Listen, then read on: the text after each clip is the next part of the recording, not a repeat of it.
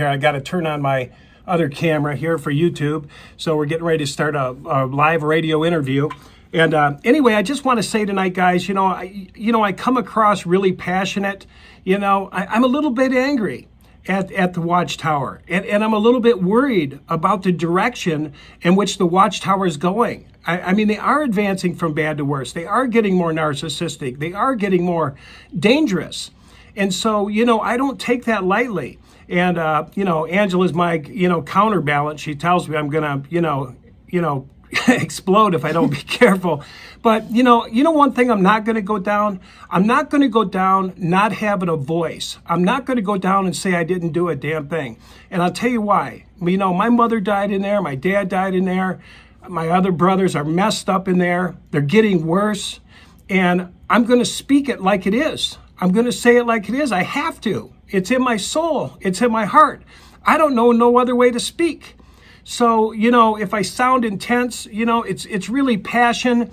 And I really am coming from the heart. And I want to talk to your heart. And I know most of us on here have left, the Watchtower. But for those listening, that's why I'm so passionate. But anyway, tonight, Angela, if you wouldn't mind introducing our guest tonight. You sure will. Okay, tonight our guest is Leanne Poley of Calgary, Alberta, Canada, a born-in witness. Leanne became an an unbaptized publisher at age 13. She was soon after told she was rebellious and her position as a publisher was revoked.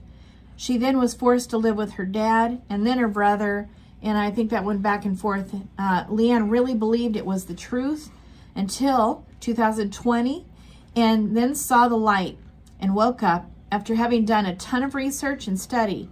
And so in February of 2021, she was totally out. She loves music, she writes music, and is in a band where she sings and plays guitar. She lives as a single mom with her 2 daughters and son in Alberta, Canada, as we said. She has a YouTube channel called L.A., Los Angeles, but it's Leanne Poley, Poley, 1980. So if you want to check out what she's been up to, you can go there. We're so glad to have Leanne on our show tonight, and we want to welcome Leanne. Are you there, Leanne? Hi, I'm here, actually. Great, yay. That was a great introduction. Thanks for having me on, you guys. You bet. Yeah, we're glad to have you. And I'm really, I got to tell you this, Leanne. I'm really proud of you, and so is Angela.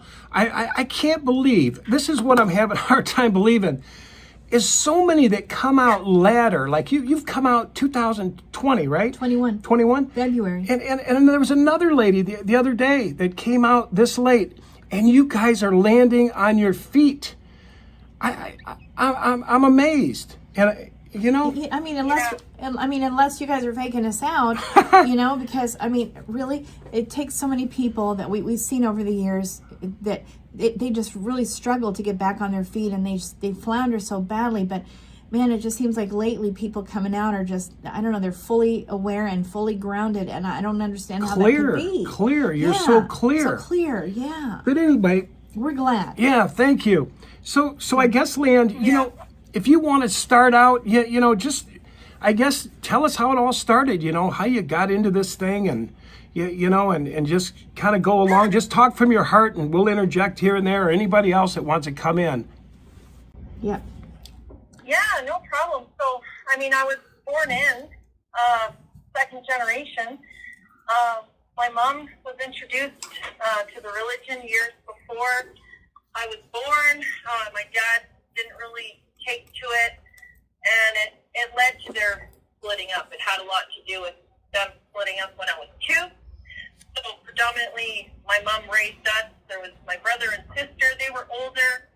My sister took to it right away, got baptized soon after. My mom got baptized. My brother, however, didn't take to it from the beginning. As soon as he stepped foot in a Kingdom Hall, he had horrible intuition and was very sick from it. Wow. And that went away. So he had this intuition early on, and he was looked at as a problematic child, you know. Whereas I just took to it. I was born and raised into it, so I never doubted the doctrine, even when I was out, even after I left. So I've been mentally in my whole life up until recently. Wow. And yeah, I just, you know, when I was out and I left, I spent a lot of years just having this constant disconnect, because there was this middle ground where I didn't want to go back to the organization. I didn't even want to go back home. But I didn't fit into this world that I was thrown into that I believed was run by Satan. And, you know, I never pursued schooling or any of the dreams I had, because that was essentially hijacked. You know, that was stunted. So I couldn't progress in that world. So I just pretty much lived on the edge. But the 13 years that I grew up and I was in, I really truly believed it in my heart of hearts. I never doubted it for a second. And I was happy being in the so-called truth. You know, even celebrating the holidays, that didn't bother me. I almost took pride in the fact that I was separate that way. You know, that we were blessed with having the truth and that we were special. And it's almost like a superiority complex that you're given. And only recently did I realize the narcissism that's taught to people, you know, with how they separate themselves. They see themselves as better, as special, and that's how I felt. But as soon as I started to question things, as soon as I started feeling cognitive dissonance at the age of 12, and this was soon after I became a publisher. In fact, 2 or 3 months after I became a publisher, I was announced as no longer a publisher. And it was an overnight, intense change that I went through. And looking back now... Why did that happen? Why did that happen, Leanne? I missed it. Why? How you were a publisher, and then all of a sudden it was announced you weren't a publisher? Did I miss something? No, you got that right, Dan, but we're curious what it was that flipped the switch for you. Like, what happened? Yeah. And this is something I've been struggling with, and even people who were close to me, even my dad asked this years later, what was it that happened to you when you were 13 that just made you rebel and, you know, reject everything? It really started with getting at a certain age where critical thinking starts to emerge. I felt that something was wrong, and I rejected the idea of not going out and playing with my friends, because at that point, you know, you want to have more freedom. You want to go out and be a normal kid. The music I was listening to, there was some resistance there. I started to get this resistance when I was becoming the person that I was becoming naturally. It didn't fit into Watchtower standards. And so my mom said at one point that, you know, if you don't want to go to the meetings, then this is the house rule. So if you don't want to go to meetings, then you just can't be here. So at 13, I was removed and thrown out, I guess you could say. And it was heartbreaking for them when I was announced as no longer a publisher. But it had nothing to do with the preaching work. I was fine with that. It's just my memory doesn't serve me when it comes to what happened, as far as I think it was just one thing that led to another, and I just noticed within my surroundings that I could not be myself. That's interesting. That's so interesting, Leanne, because 13 years old. I mean, 13. I mean, that is so young to start thinking for yourself. I mean, talk about my growth on it. I was 40 when I started thinking, you know, and you were 13. Yeah, but you know, Dan, Well, 13 is that age when you start to bloom. I mean, your body is starting to change, and you're starting to become. I don't know. You're starting to have these feelings that you like boys, and all these you want to be with your friends. You don't want to be with your parents. You just kind of start at wanting 13. Oh gosh, yes. Oh, yeah. I mean, it's when you start getting your hormones. Okay. So your hormones, I feel, has a lot to do with. Notice what she said at 13. Her mom is basically kicking her out of the house. At 13 years old, you're basically given a choice. If you're not going to live by our standards, you got to leave. At 13. I know it. That just rocks me. And not baptized. Not baptized. Go ahead. Yeah, it is all too common, and I never realized how common it was until after I left, and I would hear all these stories. It's pretty much their protocol, isn't it? Yeah. If the child doesn't want to obey and be in alignment with the whole regiment, they're shunned, they're marked, and especially if they're baptized and then disfellowshipped. And you were not baptized. That's the thing, and that's the thing. Dan and I have been talking about this week a lot about these people that are baptized at a very young age, and they have no idea that when right around the corner when they get into their teen years, which is the years that you rebel. All teenagers rebel. They just do. I always said this: if teenagers don't rebel, then yes, it is, because if they didn't, you know what? They would never ever leave mom's home. As God made it that way, I really do feel that it makes us want to get out and move on our own and get married and have kids, and it's all part of it. And so they tell you that, if you get baptized, you cannot ever, ever, ever, ever, ever, never break our rules, disobey, argue, complain, get in trouble, have sex, hold hands, kiss, smoke, whatever. You can't try anything, or you will be marked and put out. And I don't know. It's sick, and I think these poor teenagers, they have no idea what Even the Amish let their teens have a year. Oh, is that right? I have no idea of that. Wow. Yeah, they do. Even as strict as they are, they recognize the teen transformation that happens naturally. Isn't that something? That's something. Yeah, Watchtower takes it to the next level for sure. And as far as I would have easily have gotten baptized. Just all I needed was a nudge or some reminders. It wasn't really encouraged too much. Thank God. Actually, from my mom's side. But if, say if I had an elder for a dad or something like that, most likely I would have gotten baptized. But yeah, I just started developing. Can I butt in? Sure, go ahead. Yeah. Yeah, I was an elder for 30 years.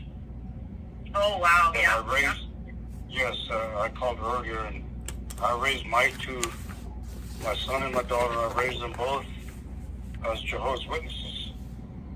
And my son went to school, my daughter went to school. So really, you make your life what you want it to be. My son was baptized at a very young age, 12. But he went to college. My daughter was baptized at a very young age also. And she went to college and made her life nobody to blame. I was baptized in 1968. How old were you? So, I've been around I've seen a lot of changes in the organization. And I've been through all the changes. And we could talk about this and talk about that, but the thing is that you have to come out and you have to make love for yourself. Yes. I mean, we were always programmed when I was baptized in 68, March 22nd, 1968, in Tucson, Arizona, Circuit Assembly. And the reason that I got baptized was because the end was already here. And that's what the circus servers were preaching back then. Gotcha. And I'm 66 now. And I served 30 years as an elder. I got a question for you. And What was your name? What was your name? Hector Santiago. Hector. What we'd like to do, you've got a great story. Do you think, maybe you could do a show with us because we got to finish this show. But you got some great input and stuff like that. But I'd like to do a show with you. So, you know, you can contact me through Facebook, Life After Religion. And you sound like you really got, I mean, a 30-year elder would really make a great show. But we want to keep Leanne going here, okay? Let me tell you, I got stories to tell. Okay? Yeah. But, you know, I sympathize with this young lady. But, you know, my daughter and my son, they got their college education, and they're both doing great. My son resigned as an elder like 2 years ago because he saw all the BS. Yes. My daughter is not, she's got her 2 kids. She was married to an elder, and 8 months ago, we found out that he was cheating on her for 3 years. Can we save this for your show, Hector? This is supposed to be about Leanne tonight. We don't mind you commenting. You what now? Well, tonight we're wanted to ask, Go ahead. So, I thought I had seen it all until my wife's husband, which has been serving as an elder for a long time, and their parents are regular pioneers, and I thought I had seen it all, and guess what?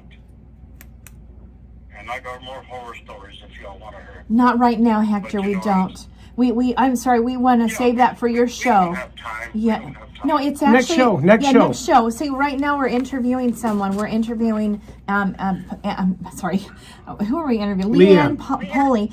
And so we like to just find out all about her life. So if you want to comment about her life or something that she said, that's great. But it's not supposed to be about anyone's life in particular. This is specifically for our guest tonight. So if But thank you for your comments. And quite honestly, a lot of the people that I'm listening to, they need to be listened to, because right now the elders in the congregations, they don't have the faintest ideas of what's going on. No, Right. you're They're right. here for a title and no idea what's going on inside the personal lives of people. Yes. Perfect. Thank you. Hector. Thank you, Hector. Go ahead, Leanne. Hey, no problem. We're here. You got it. Thank you. I'm going to continue listening. Thank you very much Thank for the time. You Thank got you. it. Anytime. Thank you. Yep.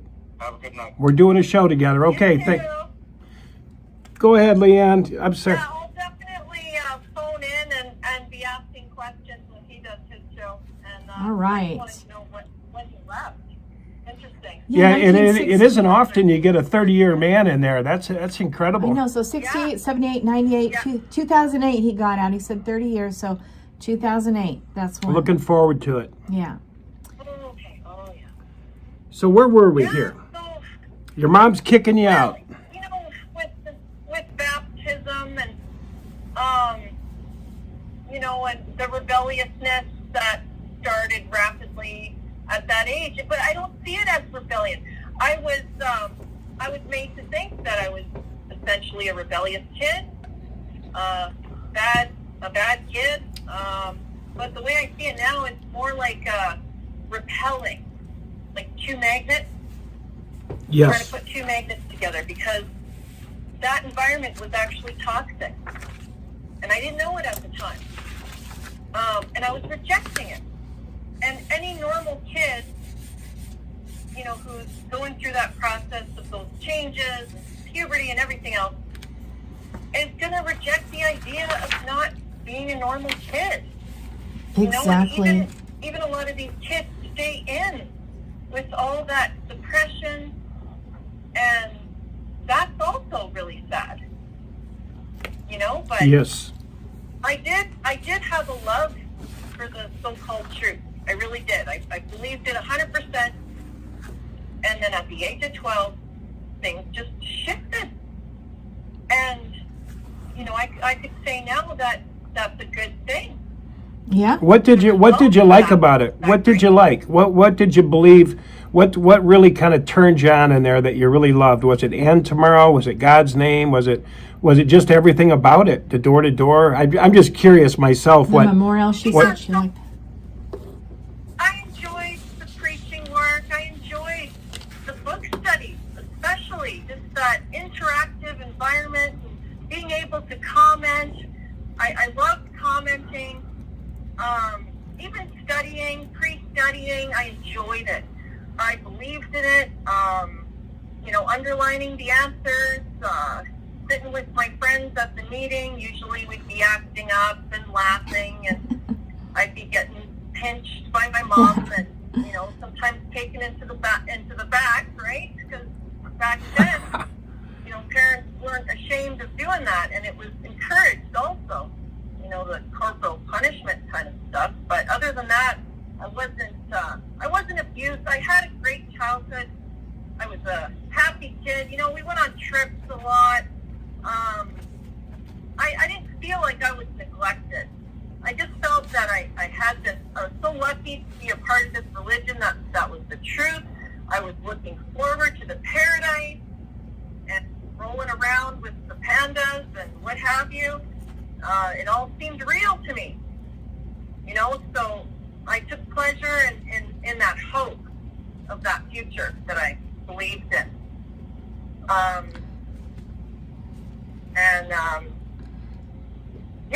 The Bible book stories, having my mom read those to me on a daily basis. A lot of kids got traumatized from it and set them off, and kids would get rubbed the wrong way and feel fear from seeing those pictures. But I was enthralled. I just loved those stories. I loved the pictures, and I loved the time spent with my mom just going over those stories. So there wasn't much that I didn't like about it, except for having to sit there at the meetings. That was hard. It was a challenge, but I didn't resent being there. Gotcha. So when this whole process happened overnight, where I suddenly resented everything. I resented being at home, going to school, being at the Kingdom Hall. It was like my soul was saying, no. Wow. Can't do it anymore. Wow. Wow. It's really hard to put my finger on it. Exactly. You know what? Led to that, yeah, go ahead. You know what I think? I think that your dad not being a witness and your brother rebelling strongly against it and having revulsion towards it in this kind of funny, kind of weird, strange, subconscious way, I feel like it affected you. You know what I mean? And it's probably a really big blessing.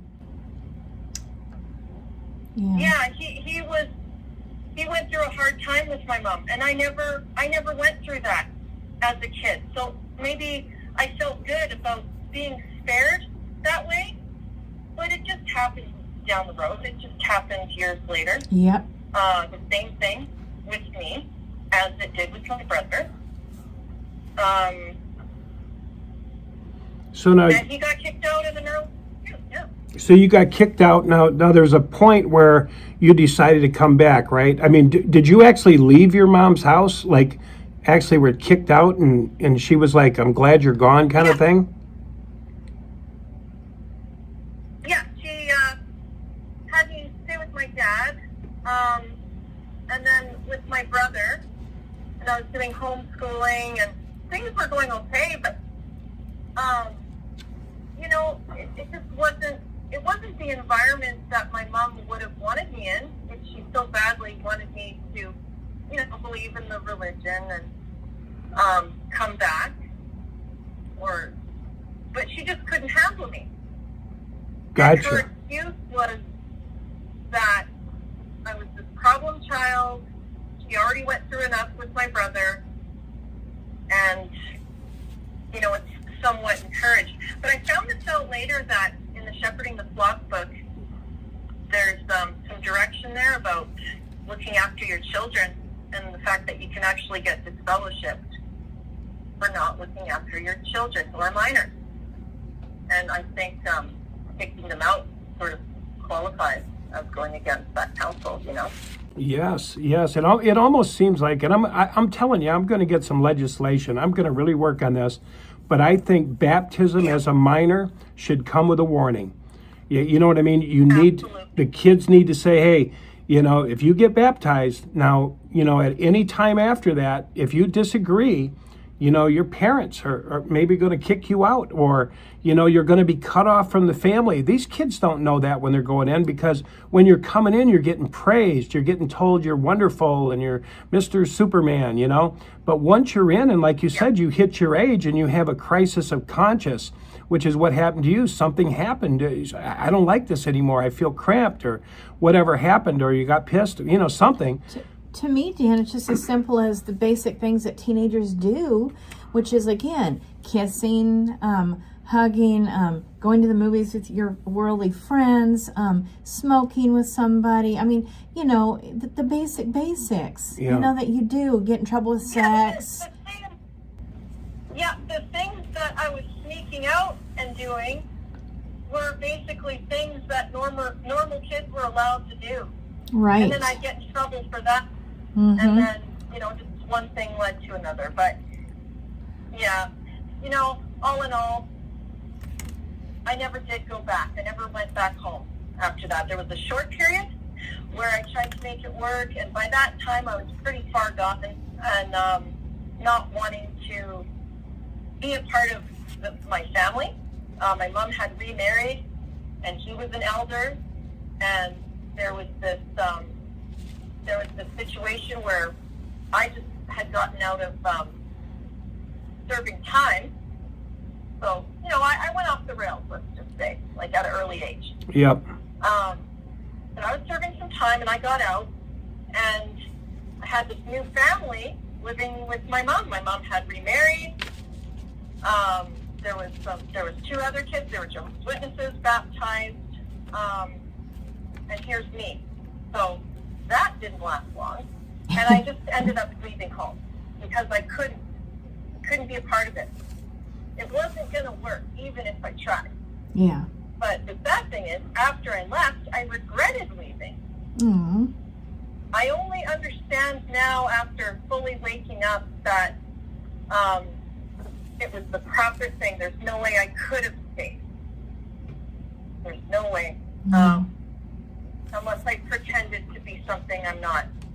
And that would have hurt my soul. And it's just like anybody else who stays in, you know, who doesn't believe it, and they're fearful, or they're afraid of the consequences, because they're extreme consequences of getting out. You lose your whole support network, family, friends. That's a scary thing. Sure so is. It's understandable if people stay in. Do you think that they would have really accepted you back, or did you feel like she's the troubled one, you know? Did you feel that when you went back, like your mom was kind of vocal, or were they really inviting you back to like a celebration, we're glad you're back, or did you feel like they were all do-gooders and they were all doing good and you were the black sheep? Were you feeling bad, or were they making you feel bad, or what was it like? I suppose it was almost like a honeymoon period where it's like, oh, I have a new brother and sister, you know, they're around the same age, and, you know, I was kind of struggling at first to adjust, but I was trying to make it work. They were trying to make it work, and, you know, at first it did, but I still had that crisis of conscience, like you said. I couldn't accept the reality that I was being forced into this religion, because it's never an option. When you're a child, it's not an option. Yeah. You're not given that option. But baptism, yeah, oh sure, go right ahead. You know, you're too young to drive a car, you're too young to drink, you're too young to have sex. But as far as you know, committing yourself to this lifelong vow, you know, I call it trap ties. I learned that from my brother. Okay, we're gonna break. Trap Okay, ties. I gotta say that. Trap ties. Trap ties. This is, we want to brand this on the 6 screens. I was trap sized. Nice. So how old were you when you were traptized? No. How old were you at that point when you? She never got trap ties. Just use that from now on. Every Yeah. time you're So using the word baptized. yeah. I love it. How old were you when you moved in with your mom again after, you know, getting in that trouble and stuff? Were you 14 then, or? So that was around 14, 15. There was that little trial period, I guess you could say. Mm-hmm. And I just ended up leaving. So you just And packed not up your going back. bags and went to your brother's? Oh, yeah. Yeah. I started a new year in school, and I liked the school. I didn't mind going to school, but there was this little option of running away with this friend of mine. Hey, let's go to Vancouver. Leave. And that's what I decided to do. And we were just kind of like these street kids. That's just how I lived for a while. Wow. But, the truth was ingrained in me, and I always believed it deep down. What were they? I got a question for you. You were in there late, 2000, like 20, And so here's my question. I'm trying to keep up with the lies in there, in the organization, because we waited in 75. My dad waited for the end to come. Then I was heavily in ministerial servant in the generation prophecy, 70 or 80 years from 1914, the end's going to come. And then I got out, and then it went into the overlapping generation, where the elders were going to be princes, and they were going to merge with the faithful few that's left from 1914, and there was this overlapping, and that they were going to take us in to the paradise. And so I'm wondering, I don't know why I haven't heard, but was there another prophecy after that, or are they? I know they're doing them on the low profile. I know they're like when the generation prophecy come, nobody said nothing except me, and I got put on reproof. Yeah, they didn't want to talk about it. Then the overlapping, of course, that never existed. We just imagined it. I just imagined the generation prophecy. But the question is now is, what's the prophecy now? That's what I guess I'm asking. What are they talking about now in there? Yeah, good question. Yeah, they're constantly tweaking the doctrine, right? So they're changing it, they're tweaking it, and then, like you said, years from now, 20, 30 years from now, they'll be saying, oh, that was just a group of Jehovah's Witnesses, the odd person here and there that were misled, and we released some information, and, they'll shift the blame when it comes to the overlapping generations, if they're still, in fact, a religion intact 20, 30 years from now. I don't know. I think they're dismantling. I think the whole narrative is falling apart. People are waking up left and right, but they're trying to hold it together. But as far as false prophecies, there was a change in the whole belief with the governing body. So they're going to be, taken up into heaven like a rapture, but of course they won't use the word rapture, to serve with Jesus before Armageddon comes. And they'll be ruling with him and slaughtering all the non-Jehovah's Witnesses when the time comes. And they're saying, don't worry, we'll be up there in heaven, supporting you, looking down and helping, as if the witnesses, they just thrive, their whole life revolves around the dictation or the dictatorial, commands that the governing body gives. Can I? It's not Jehovah that they're serving. I just have to laugh. I mean, I'm just sitting here shaking my head because, these narcissists, I found a new word today. It's called supremacist, religious supremacist. Oh, Supremacy. Supremacy. They check this out. They never, ever want to give up their rule. They want to keep everybody children. Don't worry, we're going to vaporize and we're going to go to heaven, but we're still going to rule. Just think about the nutcase. I mean, can you imagine the Pope, saying something like that, saying, don't worry, when I'm gone, I'm going to be up there and I'm still going to have you on the feeder, on the breast. I mean, narcissists never give it up. They want to rule after they're dead. Yeah. My God. And, it could be this plan that they have to abandon ship.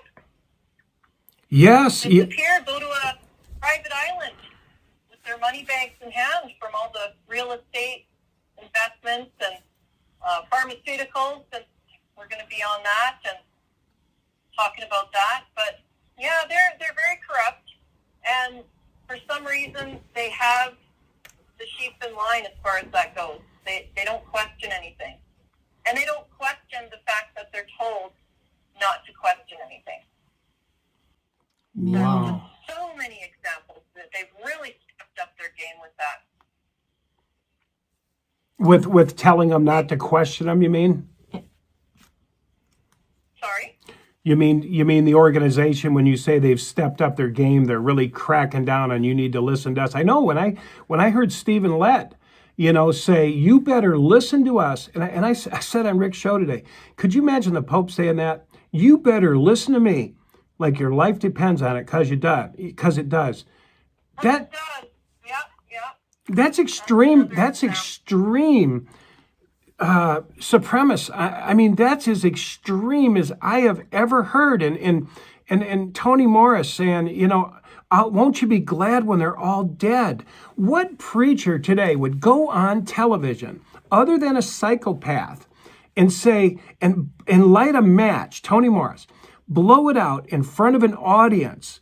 Could you imagine new people watching that? Won't you be glad when they're all dead? Part of those family members that left, part of those of your own family that have said something against us, that don't agree with us. Won't you be glad when they're all dead? In fact, let me light a match and blow it out.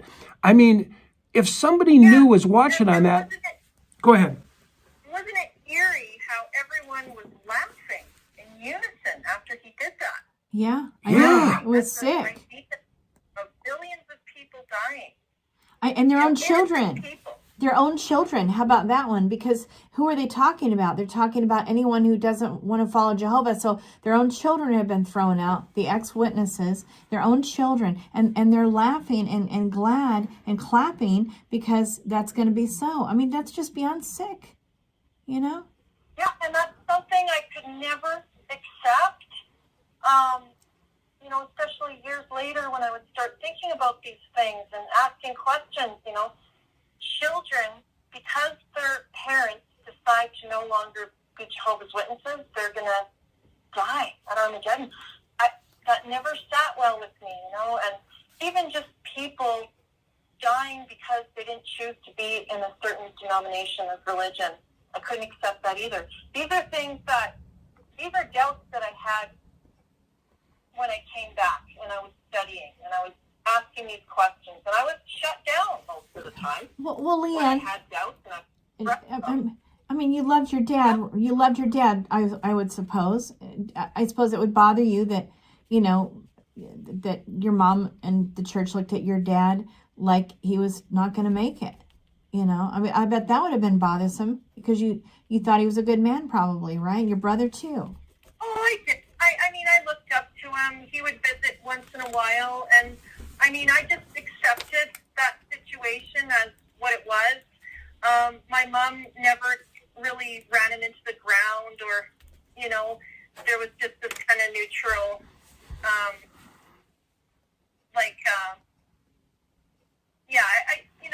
I looked forward to seeing him. It was the odd time, but he was never really supportive.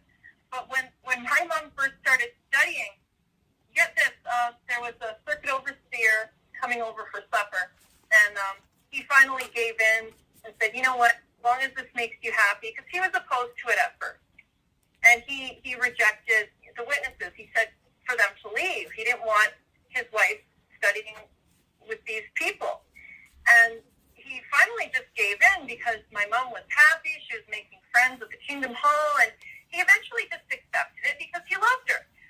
But this circuit overseer came in and set him aside and said, well, mixed marriages don't work. You know that, right? And he goes, oh, well, because my mom is Mohawk Indian, Native, and he goes, I have Native in me. I'm part Mixed. So he thought they were talking about race. Oh. What he was referring to was, him not being in the religion. And they just had this audacity. And my dad got so infuriated. He was just turned off to the idea that much more of ever joining that religion. Like, here's these two guys, they come into his house and say, this is the way you should live. Otherwise, your marriage isn't going to work. So. Wow. And that's the thing. I didn't realize that led to their eventual split. because she pretty much sold her soul when becoming a Jehovah's Witness. Your whole life changes. They say you're putting on the good personality, but no, you're giving up on so much. But, You know, but so- Leanne, you know how you said that, it bothered you that different people have different religions and, good people or whatever, that they're going to be, they're going to be killed. They're going to be genocided. And I was just trying to say that your dad, you would have had to think and had thoughts of, well, that means my brother is not going to make it and my dad's not going to make it. And I would think that might bother you. I'm just throwing it out there because that's like a very much in your face, your family, so that would have been something on your mind, I would think, that wouldn't set right with you. Yeah, just that whole idea, I never pondered about it too much because I didn't want to think about those things. Yeah. And, I would relate examples, even in the last few years, just meeting people who happen to be Christian and they live such good lives. They're happy, they're good parents, just good people all around. And the thought of them dying because they don't study Watchtower and go to meetings, and I just could never accept that. Yeah. Deep down, I knew it was wrong. And the whole shunning process. Yeah. You know what's interesting to me? I mean, I'm just listening to this, and I'm thinking about it, right? I'm thinking about what church grooms you to have your kids killed? You go to jw.org, you watch a boy calling his mother. She doesn't answer the phone. Jehovah's will be done. The kid calls, hangs up again. He needs to be punished. What freaking church teaches people to abandon their children? When I went to the assembly, I remember there was this one scene where this guy got pierced through because he was sleeping with a Moabite woman, and he got seduced by her, right? And the mother said, the mother of the child, think about this, grooming, Jehovah's will be done. Think about this, guys. People, the witnesses, the people, the followers, when Toni Morris said, won't you be glad when they're all dead? The people were so groomed, they applauded. Where on earth do you go to a church where they're grooming you to accept your children's death? This is like blowing my mind. And like she said, she heard them laughing. Yeah. It's just. Hey, just. Dan? Yes. Hey, Dan, this is Michael. Yeah. I agree with you 100%, buddy. I'm going through the same thing with my family. Just because I won't follow Watchtower doctrine of 8 men up in New York. Mm-hmm. It's a sad situation. I sympathize with your story. I really do. What's happening? Are they tearing you down? Are they beating you up? I just curious. I knew as soon as my wife went back to the meetings, Dan, that they would corner her. They told her I'm gangrene and mentally diseased, and that she needs to get away from me, and that my children are in danger spiritually, and pretty much blackballed me. It's a cult. Jesus wouldn't treat anybody the way that we all have been treated. And, That's right. That's right. I'm so sorry. I've been on the bottom, man, but I'm climbing back up. I just want to say I'm enjoying the show, and I didn't mean to interrupt. I just wanted to interject that. Thank you. Great point. And you were an elder. Mike was an elder, in case anybody don't know. And he has been drugged through the mud, beat down. He's been in his car. He's been abandoned. He's been thrown away. His wife's kids have been told their eyes are going to be picked out. His dad's eyes are going to be picked out any day because the end's coming. They've turned his kids against him, and they threw him away like he was shit. And he was an elder a long, long time. How long, Michael? 30 years, was it? 15 years. 15 years. Thrown away like a dog. I've served as coordinator, service overseer, secretary, and it hurts. But you know, I can rise above it, just like all of us. Like Yes. the young lady tonight, her story. There's a community here among the ex-witness community, and I just want everybody to be united. You know, that's one thing bothers me is there's a lot of bickering that goes on. We all got to be united because my goal is to bring Watchtower down. Yeah. Because it's a destructive, manipulative organization. If you question anything, you are already marked. It's sad that your self-worth is based on what you are doing for the Watchtower Bible Tract Society. That's right. Because And they'll throw you away. if you're not towing the line for them and giving everything you have, you're not worth shit. Excuse my language. And that's so sad. When you have elders that approach your children at their places of employment and tell them that they're going to see me getting my eyes plucked out by the buzzards at Armageddon because I don't follow those 8 goofballs in New York, there's a problem. Yes. And like I said, I didn't want to disturb the program at all. I don't get to talk much because of my work schedule, but y'all keep up the fine work. With all of us together, we're going to make a change. Yes. Yes. Yes, we are. Thank God. So I'll shut up now and I'll listen. Thank you, Michael. Thank you, Michael. Our prayers are with you too. Yes. Yeah. You know, I just think that when you think about the fact that Jesus came here trying to give us an example, and when you think about the example that the Jehovah's Witnesses have laid out for everyone, as far as what the Bible says a true Christian is, they don't show that they have authority in any way. They don't show the fruits of the Spirit in any way. They don't show loving kindness towards anyone. There's no mercy. There's no gentleness. There's no self-control even. They're not kind. They're not forgiving. They're I don't know. It's beyond selfish.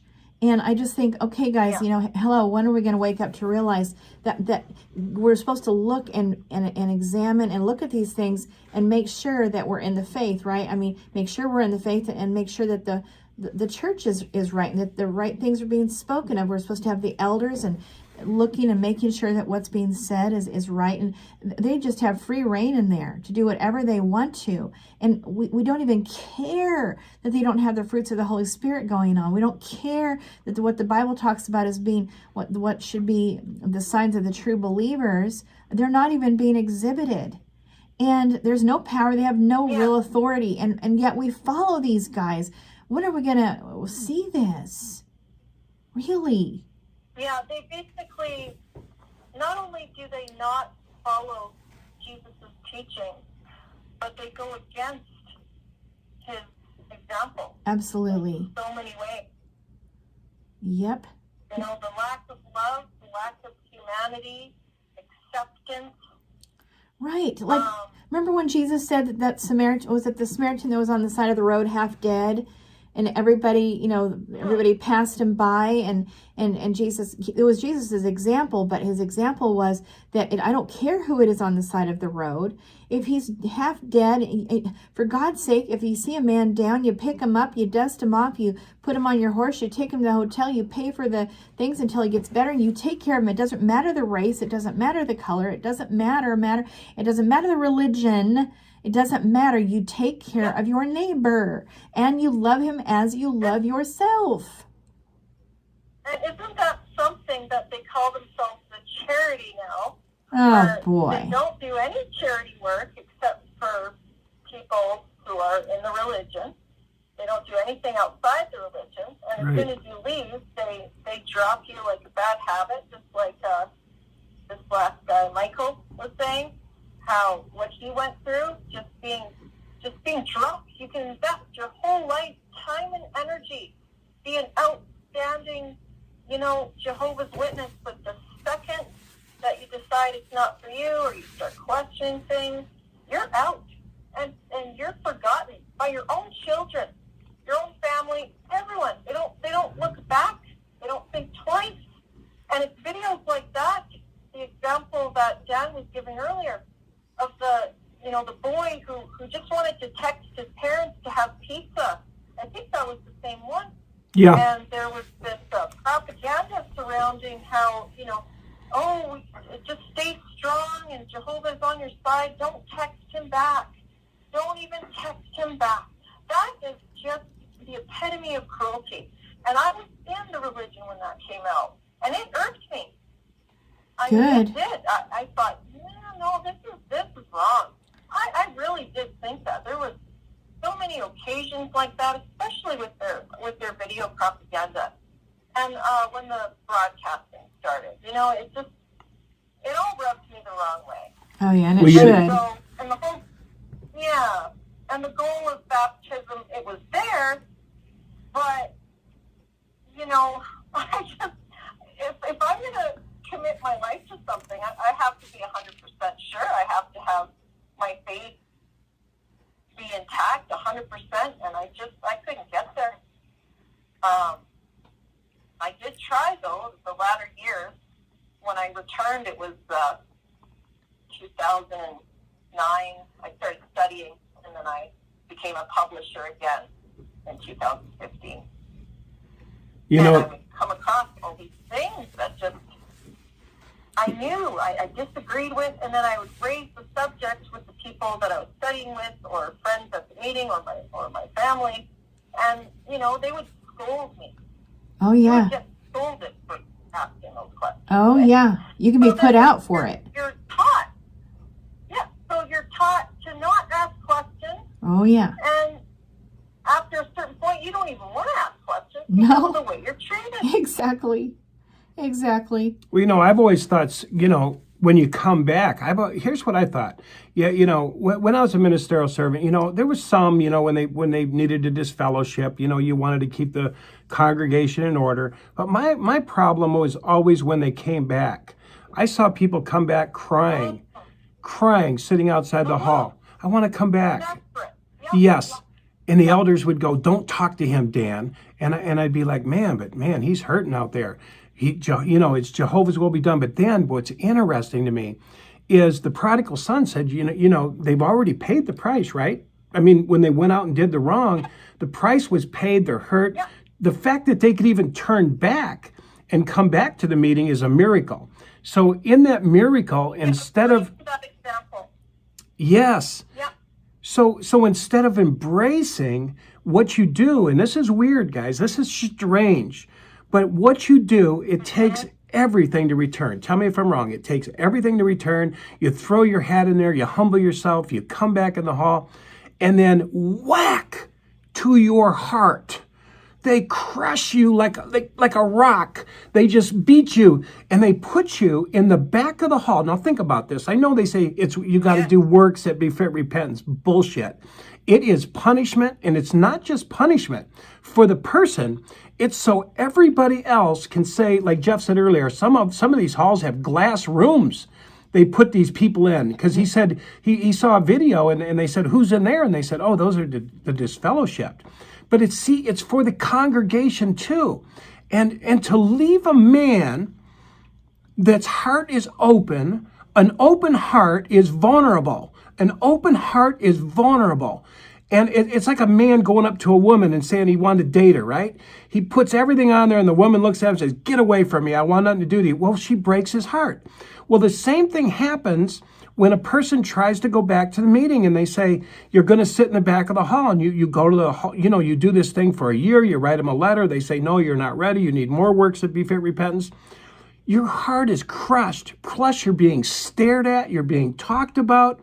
And what I realized is this: when you leave a narcissistic man, when you break his slavery yoke that he has with you, because, you're really their slaves, governing body, they don't want you back.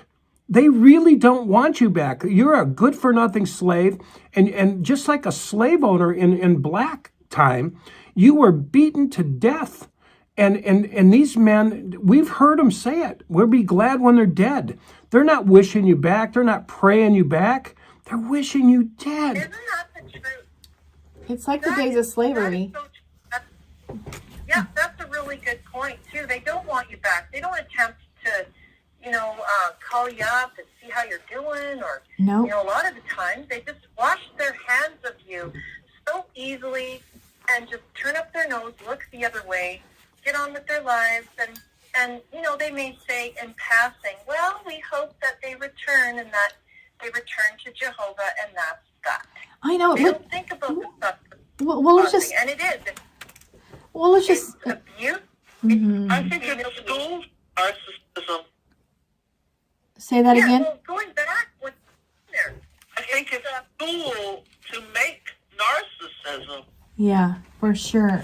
For sure. Yeah, they create narcissism not only with up there, but the whole entire congregation. They take part in abuse, cruelty, and to have a person sit there trying their hardest to come back, meeting after meeting, being shunned, it's abuse is what it is. It's mental Emotional. and emotional trauma that they're Sure causing, is. and it's humiliation. It sure is. I'll tell you what, it breaks a man. It breaks a man. And Leanne, here's Yeah, and then they just give up.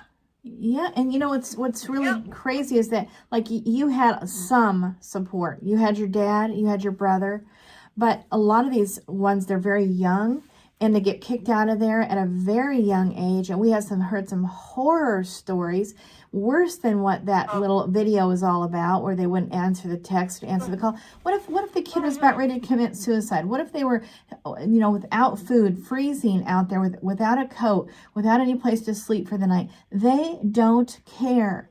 And they let you come in the back. Maybe if you're lucky, you can come in the back of the hall on Sunday, and no one's going to talk to you. Not even your parents. They're going to walk out and look at you, but maybe with an evil stare. They don't care that you didn't have a meal that day. They don't care that you don't have a place to sleep that night.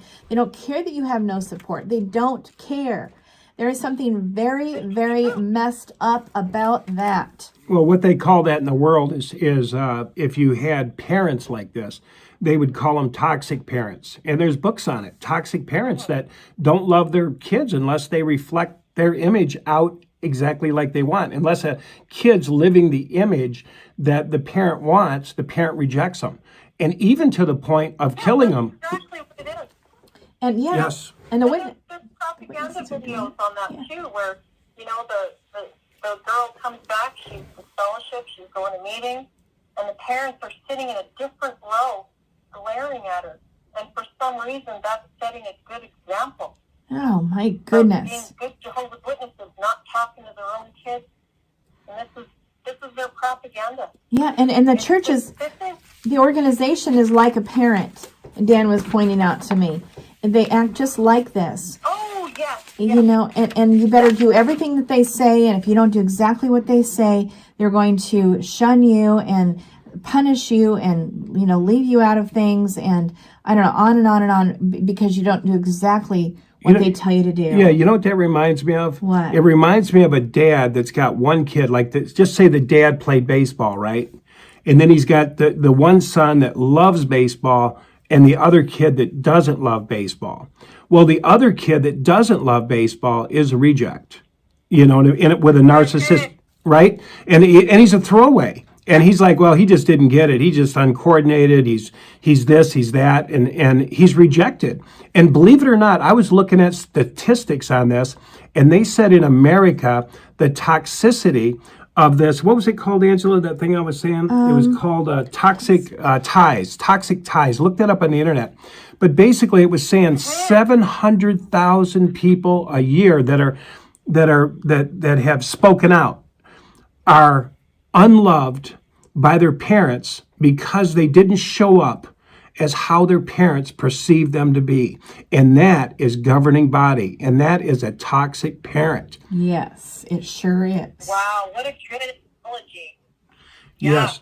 And, they talk down to you like your children, too, and they talk in that slow monotone, and the simplified, speech, and they're slowing it down, and they say such obvious things that anybody with half a brain can figure out on their own, and the witnesses, they just eat it up. Yes, Yeah, they do. I think it's because they're talking to children. Yeah, and they become childlike because of that. That's part of their brainwashing strategy. They want you to think that organization is your family, and that cadence is part of it too. Yeah, and that goes for my family, my mom, for instance, her congregation as her new family. And that's what she clings to. And it's easy for her to reject us. It might not be easy to accept the idea that we're not in the religion, but it's still easy for her to turn a blind eye. Yeah. Even with her own grandchildren. I got a question for you, Leanne. Did you want to touch a little bit on Big Pharma? We kind of posted that. Did you have a few points you wanted to bring out on that? Because that really bothers me. I do know some witnesses, and there's one I talked to, and he's like, "Oh my God, yes, I got vaccinated." I'm like, "Really? Like, did they make you?" He goes, "Well, they really suggested it." And I thought, what the hell? Why? Religion would suggest that? And he said, "Oh yeah, all of us are like that." I said, "Well, not everybody." Well, he thought that it was everybody. And as I talk to people, I've heard different things like they're kind of for it. Have you heard something about that, being you've been in through this pandemic kind of time? Yeah, well, I have a lot to say on that. I don't know how much time we have left now, but this is actually part of the reason why I woke up. And, I always suspected shortly after this happened with the pandemic. And there was that 2-week period where everyone just kind of went along with everything. I did. There's a virus. Stay at home. Okay, 2 weeks. Sure, I guess. No problem, right? And then you just see all these signs that they're really intensifying this now, and there's certain things that don't fit, there's certain things that don't make sense, there's things that contradict, but also they were prepared, okay? They were prepared to go on Zoom right away. They knew exactly what they were going to do, and the way they sold it to everyone was that, Jehovah is backing this, and without his Holy Spirit, we couldn't have gotten this done. But it was so quickly that happened. And they were the first religion to do that. So they switched over to Zoom, and wow, it was prolonged. But there wasn't a meeting that went by where you weren't reminded of the pandemic. There wasn't a meeting that went by where they didn't use that to sort of say, and this is what you were asking me before about false prophecy. I think this kind of ties in. Okay. Because there's that classic, I think it's classic now, but the Stephen Lent speech there with the last day, the last hour of the last day of the last day, and how because of COVID, we realized that the end is just around the corner. It's going to happen any second now. And but no, with the whole agenda, I never bought into it from the beginning. So being a Jehovah's Witness kind of made me an outcast, although I did have a small group of friends who were like-minded, and they were questioning things, and they're baptized witnesses, and they wouldn't take the shot. I didn't want to take the shot. I kept that to myself to some degree in the Kingdom Hall because I didn't feel like I was connected, especially on Zoom. And with all these people talking about how afraid they are and how, we need to keep wearing our masks and we need to follow through with the direction. And a lot of that direction was through the meetings, the annual meetings, the updates. They started doing these updates where the governing body would give this direction, and it was all very much like government propaganda. And, you know, they just sounded like they were representatives for the World Economic Forum or the UN, and that they're all tied in. Jeez. But what really got me was their first update, and that was when it was, you know, just the peak of the COVID scare. So March 2020 it would have been, March or April, and so it was update number 4, and they twisted all these scriptures to try and coerce people into following government orders, measures, policies, and they even went as far as to say, you know, the stupid ones are the ones that are causing this pandemic. Oh my Ones who are God. out on the streets, they're not social distancing, you know, they're not being shrewd. So they twisted all the context of these scriptures to sell that narrative. Just with COVID, the whole update was on that. And I was just so set off by that. And the coercion didn't stop there. It was continuous, and it worsened over time. It was like a slow burn, you know, because they can't just come out with it all at once in this heavy-duty way. Just like the government couldn't just force the vaccine overnight. People wouldn't accept it. You know, you have to slowly implement all these things and then scare people enough, and then eventually they'll accept the narrative.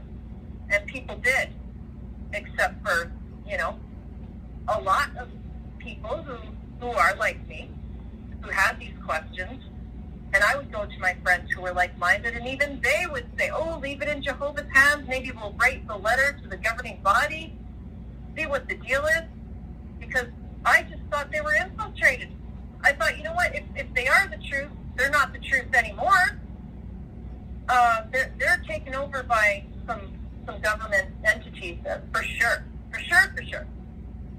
And then, you know, it was amazing because after I left, there were so many things that led to me waking up, but after I left, I found out about their affiliation with the UN and how they were NGO members for 10 years. And I just thought, well, no surprise there. They probably still are members because they're pushing that agenda even more now than ever. Wow. You know, and it's easy to remove your name from a public list and say, oh, we're not partners anymore. You know, they lie anyway. They've been lying. Did they ever set up any of your parking lots?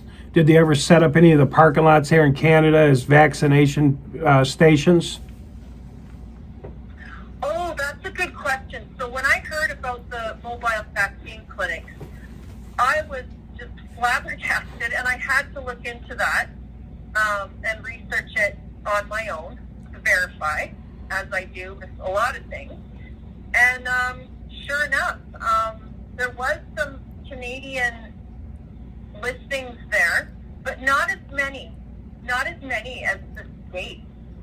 So I heard of one instance, I guess it was in California, so I phoned about it and I inquired, and sure enough, the Watchtower was partnered up with the vaccine manufacturers to have mobile clinics in parking lots. Do you know about that famous assembly center in Denmark? You know, it's shaped like the Illuminati symbol and the top pyramid. I heard about it. The one eye. So they basically converted that into vaccine clinics throughout. He did. Predominant. Yeah. Hi, my name's Autumn. I don't mean to take up too much time, but I just wanted to say that I also phoned this health department in California in Riverside and confirmed that they did indeed set up vaccination sites in the parking lot of the Kingdom Hall. And I asked if they were getting paid for doing so, and she said no, that they contacted a lot of different businesses and organizations to see if they could use their facilities for a quick vaccination clinic for a day or two, and they agreed to it. Gotcha. Right. Wow. So they did agree to it. However, that transcended the fact that they were partnered in with the manufacturers that really struck. Yeah, I haven't heard of that. Where did you learn this? When I was making phone calls and inquiring, I was talking to public health officials and just getting that whole story straight because I really needed to know. Right. That's so Yeah. awesome. So you talked to like Pfizer officials? I've phoned Pfizer. I've talked to Moderna, and as far as the Watchtower connection goes with investments, the proof is in the pudding. There is word of documentation through certain trust funds where if you dig deep just with that and you unravel that, you come across a lot. But it is pretty apparent that they have pharmaceutical investments. Just with how they advertise and they push it and coerce. And I never thought about it. Oh, sorry. Go ahead. No, sorry, were you going to say something? Well, I was just going to say you had made a great point when you said, like, they so quickly jumped on Zoom after, like, once the pandemic was announced. And I'm like, wow, I never really considered that because in the very beginning, I was like, okay, what's going on? I wasn't scared out of my mind like other people were, but I just was like, wow, like, they really had it all together, had Zoom ready and everything, must be God's spirit. But now I think, I'm sure you're familiar with Event 201 in New York. Yeah. So, in October. Yep. Yeah. And they're tied in with that. They're aware. They're aware ahead of time. Yep. And, there was that magazine that they released in November of 2019, and the title was Do You Feel Safe and Secure? I believe this is what the title was, and they had a picture of these people wearing masks.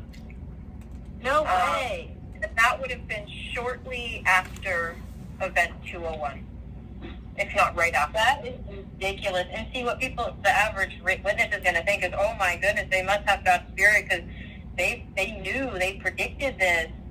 And really, it's just, no one ever considers, well, what if they're in on it? Yeah, that's right. Yes. Yeah, and it goes so much deeper as far as the plan around. Oh, yeah. Well, I mean, even the whole Russia thing, that's why they label it the King of the North. Because, they know that America and Russia have had these issues for years, and they're just using it as an opportunity to look like the chosen one. Exactly. And they play into it, and they do it right from the beginning. They know ahead of time. They're prepared. And they have everyone duped. Yep. Yep. As soon as they started pushing the jabs, I started doing more research, and I came across, Jim Jones. The similarities, right? Good point. The Kool-Aid. And the whole Watchtower about, if we tell you to do something that doesn't seem logical from a human standpoint, you should do it anyway. Well, they were kind of alluding to that, though, early on. Just even in the last couple of years, you would hear that sort of rhetoric at the Kingdom Halls, and you would hear it from fellow Jehovah's Witnesses that, the governing body, we can't question them if they ask us to go a certain direction. If we have to pack our bags in the middle of the night and, leave our homes and we're directed to do something, it doesn't feel right at the time, we just have to do it no matter what. So that was the going belief. So I think they used that, that dedication that people have, of course, to have them follow along without any question. And I have a friend here that got vaccinated. We're not really friends anymore, but she had made a comment to me. She said if the governing body told her to eat dirt, she would, because they're smarter than her. Jeez. Yeah, well, even my friend who was against vaccines, doesn't vaccinate her children, she told me if the governing body says we got to take the shot, at the end of the day, Leanne, just a shot. I mean, we'll be resurrected. I mean, if makes our lives more comfortable, we got to follow along. And I would hear things like that, or, you know, yeah, because they did an announcement where they said there's no blood in the vaccine. There's no blood, it's safe, it doesn't go against our blood policy, therefore it's safe, when it was, you know, still Their current blood policy. something foreign. How they do it. Did you hear about the letter that encourages doctors and nurses to not give blood in their daily work that was issued by the Watchtower? No. Not blood in their daily work. I don't know if I saw their job, like not get blood transfusions? Right, and a nurse would have to hang the blood bag and put the needle in for any number of patients daily, and those patients are not witnesses. They're just regular patients, what witnesses would say worldly people, but if it's a witness and she's also a nurse or a doctor, she's not supposed to do that now, according to a Watchtower letter, and I just about fell off my chair because they're trying to on one of the most powerful and brilliant frats in the world, the medical frat. I think I might have heard that. Yeah, they're really. Hello? Hello? Hi. Hey guys, it's Constance. I was just gonna say, yeah, there was no blood in the vaccinations, but there's aborted baby fetal cells in there. Oh, That's right. Yeah. That's There's right. a lot of religious exceptions that are Good. acceptable. You know, there's people who apply for their religious exemptions based on that, and they're awarded that. But the witnesses are not encouraged. You know, if they're uncomfortable with that choice, to try and seek a medical exemption. Those options Not everyone is approved for the medical exemption. Some are being That's denied. true. It's very hard to get approved. Very hard. Wow. But, you know, if you know your rights, bodily autonomy, you know, as these people are going against the law. So when they say we support Romans 13 and the secular authorities and we must obey, but those authorities are going against the law. They're going against human rights. They're going against the Charter, Bill of Rights. Right. People should have the right to choose when it comes to medical intervention of any kind. And I mean, the hypocrisy with how they used to have Watchtower studies, publications that frown upon sharing health information, whether it's natural or vitamins, supplements. You know, let's try and keep that under wraps. Don't try and encourage people to take certain supplements. But then in their publications, it's very much driven propaganda as far as, you know, making medications the more prominent number one solution, especially with mental health.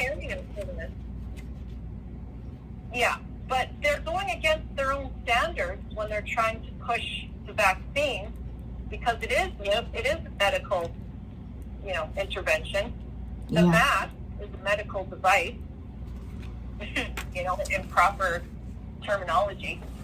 So they're pushing all of that, and it's going against their own standards of, you know, being neutral when it comes to medical choice. good point.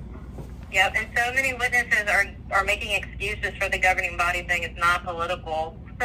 It's basically that if you have an opinion against the vaccine, you're not being neutral. But if you're for it, you're being neutral. Oh, Yeah, boy. and if you're against it, you're going to cause division and stumble people within the congregation. Oh, man. And there's even those elders' letters that came out, right? And they were instructed. They were instructed to silence people who had opinions that did not go along with that narrative. Wow. So they were marked just for expressing their opinion. Wow. Whoa. And I was. But you can support it all day. Well, you can support it all day. It's like when I was going to the Zoom meetings and I entered in a breakout room one day and I voiced my opinion. I'll I said was, oh, well, I'm not going to take the shot. Everybody was talking about, oh, how great the vaccine is going to be rolled out soon. We can all go back to normal. We can all live our lives again. You know, we can protect ourselves. Everybody was just couldn't wait. And I just felt, you know, I've been holding this in for a while. I'm going to say something. And just, you know, just a simple comment. Well, you know, I'm not going to take the shot, and here's why. And then just a simple little breakdown as to why. I don't trust it. Hasn't been out long enough. I'm choosing not to take it, but that's just me. So, all in all, that's all I said.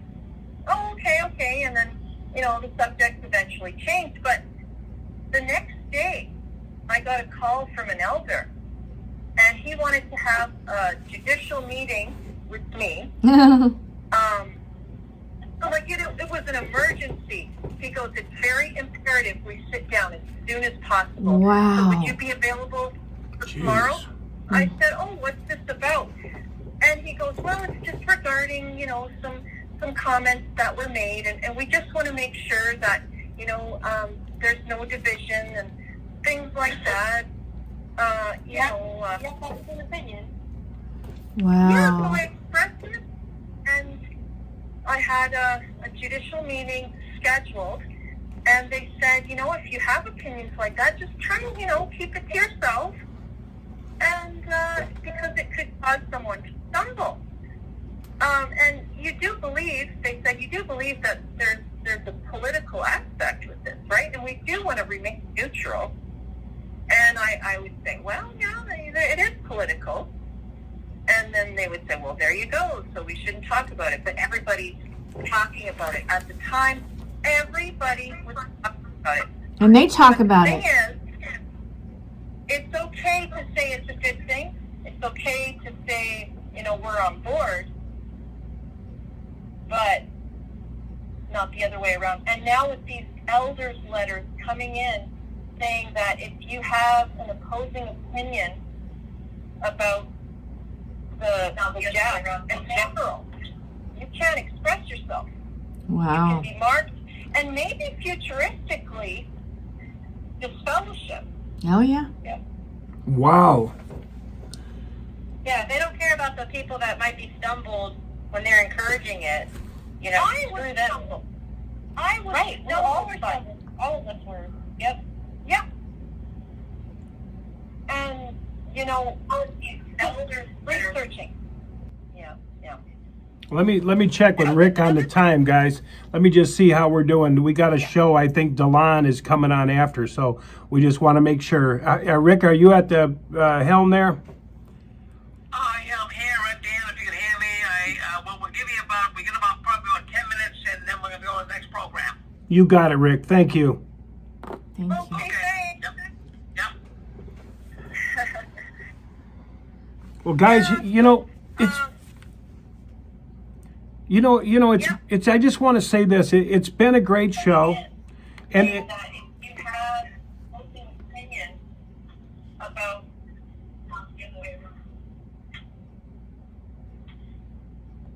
We can't I'm hear. not sure who that was.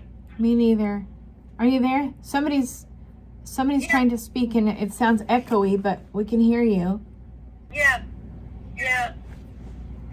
Huh. That wasn't me, but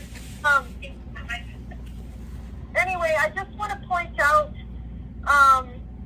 there was a monumental occurrence that basically brought my crossroads to an end, because in 2020, during that time, I had a lot of cognitive dissonance. I was at a crossroads.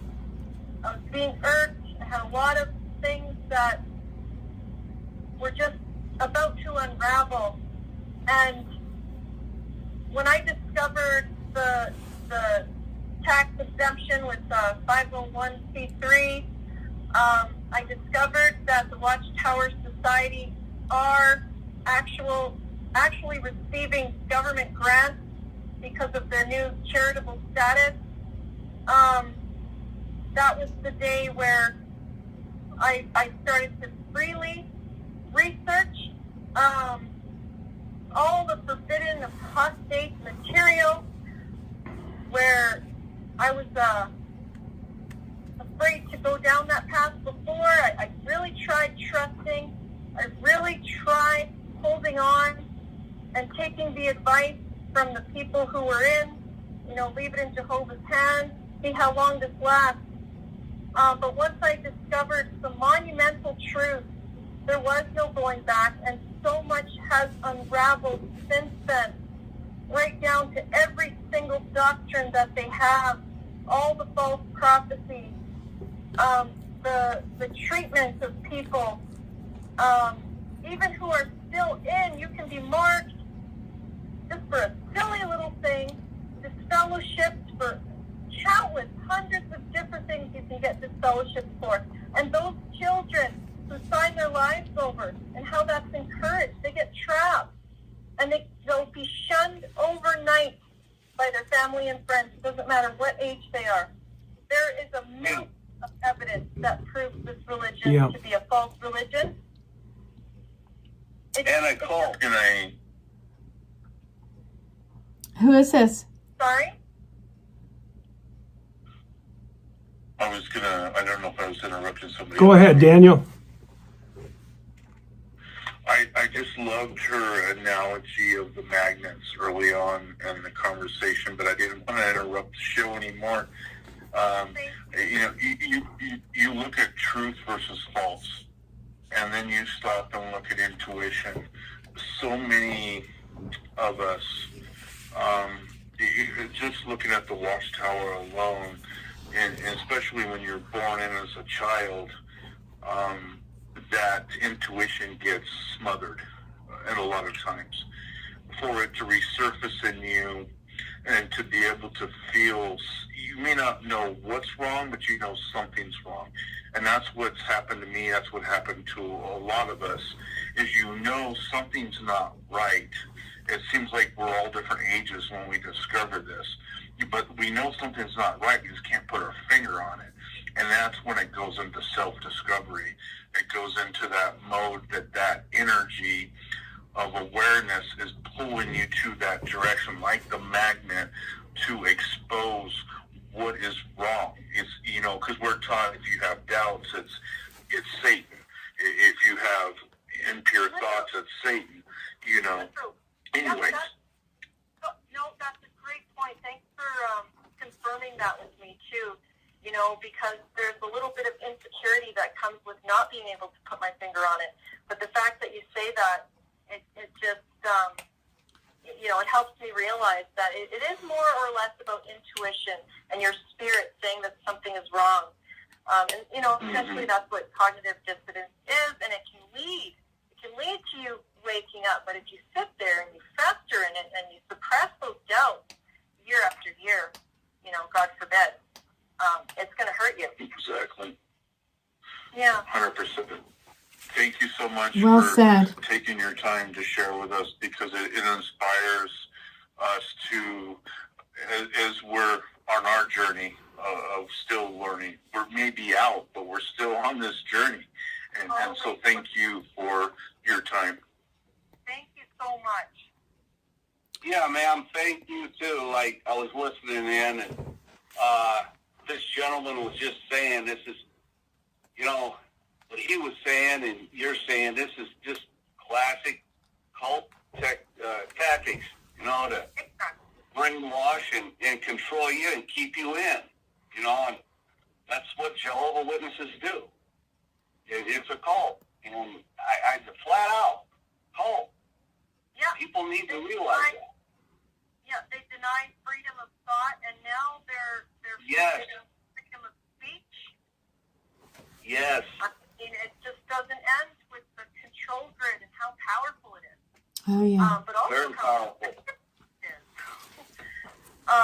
But once you do that, The individual will only give them power. If you give them power, they got power over you. You don't give them power. Good point. That's what people need to figure out that are in it. That's right. yeah, the witnesses Good thought. are actually they're handing their power over to the governing body. When they become baptized, they're handing their power over to somebody else. And that's it. You don't hand your power over to any man on this earth. Amen. Anybody. That's right. Yep. And I know you guys have heard me say this before. show, but to me, it's why it's so important when you leave the Watchtower, when you finally realize that truth, take back your power, take back your identity, because your identity and your power were stolen from you, one way or the other. Your identity was Yes. one of, who are you? I'm one of Jehovah's Witnesses. I'm not Daniel. I'm not Rebecca. I'm not John. I'm one of Jehovah's Witnesses. You see what I'm saying? Yeah. Your identity is Yeah. so wrapped into that. They rob you of that. So when you wake up, if a person can realize that and reclaim their power, take back their identity, you will heal that much more faster than not recognizing what you've actually been through. And work on getting your cognitive skills back, your critical thinking Excellent. skills. Yeah. Thank you for that. And it's true, the healing process. My name is Pixie X. It's my slave name and my pagan name. Hey, Rick, did you want to make a few comments? Did you want to say a few things to Leanne? Yeah, well, I wanted to say that we really appreciate Leanne coming in here tonight. I have to tell you that I'm watching the control panel here, and boy, we've got lots of people calling in. We have got the retention rate. Like I always say, we look for the retention rate, and that would be people who came in the beginning, they're here till the end. So, Leanne, you got a great retention rate tonight. People really wanted to hear what you had to say, so I think that's a good thing, yes. Yes, it is. Oh, that's good news. Yeah. Thanks for having me on, Rick. I really love your show, and I avidly watch your videos as well as Life After Religion. Dan and Angela, you guys are really amazing. Well, thank Hey, you. thank you, Thank you for Leanne. coming on the show. And I just, you did a really great job. We're really proud of you. We're glad you're looking at this activism, that you have a voice, that you care about people. And it means so much to us. I mean, just you coming on tonight, being out so fresh and hitting the ground shows that, this is a miracle. And here's what I want to say in the final closing words. If you are tired of a toxic parent like Watchtower, which is abusive, mind control, cut the ties. And here's what the Bible version says. Get out of Babylon the Great. And I'm going to say one more thing. Babylon the Great, they always said that Armageddon, get out before Armageddon. I'm going to tell you what, get out now, because you're going to suffer now. People are being told to vaccinate up. That's a personal choice. They're fleecing them. They're shaking them up and down. They're taking their money. If you don't want toxic parents, and I'm saying this to the people on YouTube, on the phone lines, if you're tired of toxicity, if you're tired of wolves in sheep clothing, because when you pull back their little taglines, Jehovah says, we're the governing body. When you take away their covering, what you have is narcissistic, toxic, borderline personalities that are aimed to hurt you. You don't have to hurt anymore. And so there's life after this. There's life after all this. Want to say a final word, Angela? Well, just that if you guys want to learn a little bit more about our guest tonight, don't forget you can go to our YouTube channel, L.A. Poley 1980, L-A-P-O-L-E-Y 1980. You can also go on... Sorry to interrupt you, Angela. There's no 1980 in there. It's actually just abbreviated L.A. and then it's Poley, P-O-L-E-Y. There's no 1980. I know weird. I said that at one time. Oh, you Okay. did? I Okay. said it at one time, and I corrected myself. Okay. But amen to what you said, Dan. Amen to what you said. Okay, and Yes. thank Exactly it there. Yeah, thank you everyone who commented. I've got to say this. This was what makes the show. Rick says every show, man, come in, talk, say something, let people know you're there. We love you, Yes, and we do. your voice is important. Every voice that came in tonight touches another person's soul. It really does. And we're setting people free, including ourselves. That's right. And you guys, you can go on Life After Religion channel as well. That's Dan and I's channel. And you can get lots of good videos that will help uplift you and make you stronger. So you can go there too, okay? Amazing. Hey, Dan. Yep. Yeah, hey, let's mention those, the Google reviews. Yeah. Hey, Rick, I one went second. through Okay. Tonight. Yeah, Rick, just one, yes. Google reviews. This is a really good thing, guys. Jeff has brought it up. It's amazing. It takes 1 second. You type in your Kingdom Hall. You say, hey, here's my Kingdom Hall. It'll say, leave a review. And this is Google. And so it takes 5 minutes. You can do it in the evening, and it feels good. It's like Rick always says, activism. It feels good when you help somebody. When you put that testimony down, I did one the other day. And when I put that testimony down, I felt good. And if you got a good one, leave a good one. But if you don't, most of us don't. But, leave your testimony. But, hey, we got another show coming on, guys. DeLon's coming on, and we're looking forward to a show. Thank you, Leanne. Thank you, Jeff. Leanne. Thank you, everyone who came in tonight. Thank you, Rick. everyone. Thank We you. love you. Thank you. I just want to say one thing. I just want to second what Dan said about, get out now and just save yourself. It says in 1 Corinthians 2 and 15, I believe, to test information, to look things up, to verify sources from other sources. This is actually encouraged in the scriptures. So I just encourage for anyone who's listening to do exactly that. That's right. Research, Be like the research. Bereans. Be like the Bereans, guys. Yes. Okay. Thank you, everybody. Thank you. Thank Good night, you. everyone. Good night. Good night. Thank you, guys. Thank you. Good night. Good night. Good night.